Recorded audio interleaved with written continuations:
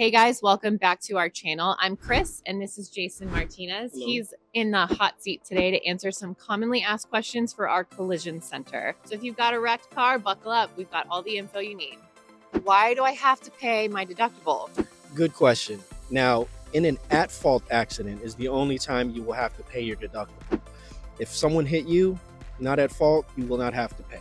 Second question, we kind of touched on this before, but if the accident is not your fault, do you have to pay the deductible? Most cases, no. In an instance where the accident damage is more than what the person actually has on their other policy that hit you, you would have to do something called PD excess, where you have to use your own insurance.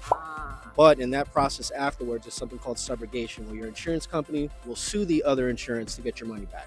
What steps do I have to take to file an insurance claim? First and foremost, make sure you get a police report. A lot of times people might say, hey, we'll take care of this on our own. You leave the scene of an accident. Not having a police report makes you lose power.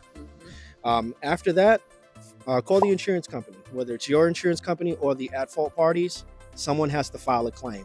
After that, they'll take your statement, verify all the facts of loss, then you're on the right step to get your vehicle repaired.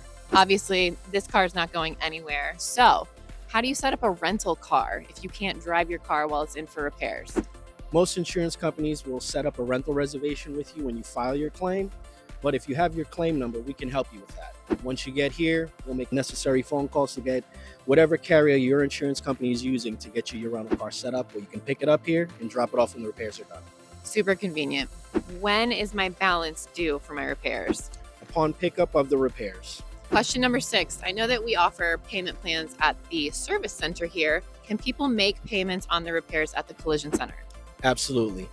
Before the vehicle leaves, balance will have to be paid in full.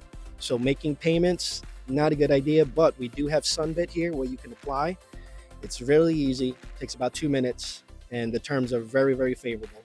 You can use that as a payment plan to get the vehicle out the shop. Excellent. Okay, so your car looks like this. Who decides if your car's a total loss? Every state is different. They have different total loss thresholds, but ultimately the insurance company is the one that decides if the vehicle is going to be a total loss. Can I keep my car if it's a total loss? Yes, it is advised against. It's called the total loss retention. Basically, it's like you're buying the vehicle back from the insurance company. So you're going to get a lot less money. Plus, any repair you do to that vehicle, you're going to be responsible for. And before you can get it back on the road, you have to go through an extensive process with the state that you live in so they can get that vehicle back on the road. Next question. What happens if a part is on back order? We have a team dedicated to locating these parts. We don't only try to buy them from Southeast Toyota, but we go to other states. Unfortunately, back order situations are happening a lot more with older vehicles, but it's something that is controlled at the manufacturer level.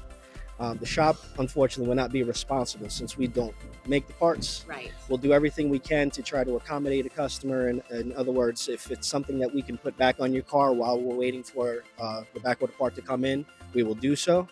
And if we have to cover a couple of days of rental while we're doing that, we can. But at the end, ultimately, it's between the insurance carrier and the policyholder.